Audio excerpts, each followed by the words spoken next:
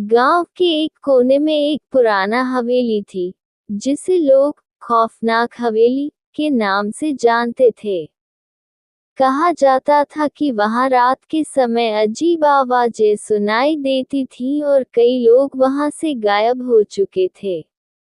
एक रात, चार दोस्त राज, सिया, मोहन और रीनक ने तय किया कि वे हवेली की सच्चाई का पता लगाएंगे। उन्होंने सोचा कि ये सब सिर्फ कहानियां हैं। रात का समय आया और चारों दोस्त हवेली की ओर चल पड़े। हवेली के पास पहुंचते ही एक ठंडी हवा का झोंका उन्हें महसूस हुआ। दरवाजे की क्रीकिंग आवाज के साथ उन्होंने अंदर कदम रखा।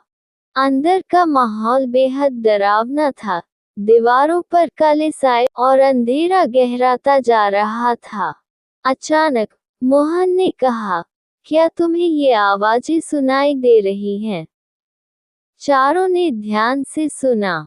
उन्हें कहीं से चीत्कार और खांसने की आवाज सुनाई दी। रीना ने कहा, शायद हमें वापस लौटना चाहिए। लेकिन राज ने हिम्मत जुटाते हुए कहा, नहीं, हमें अंदर जाना होगा।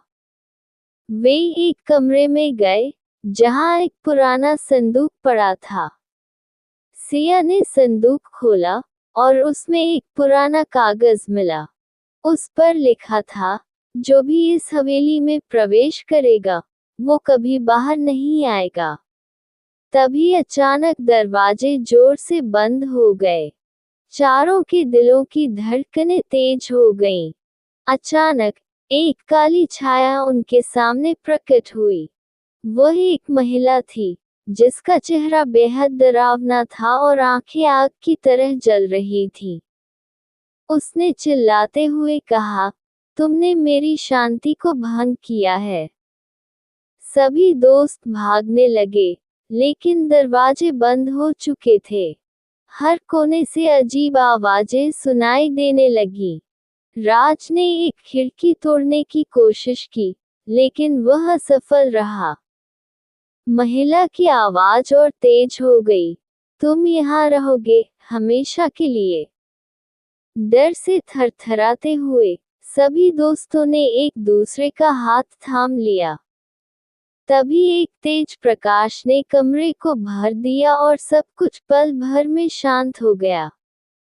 जब वे होश में आए, तो उन्होंने पाया कि वे अब हवेली से बाहर थे, लेकिन उनके चारों में से कोई भी उस रात की घटनाओं को याद नहीं कर पा रहा था।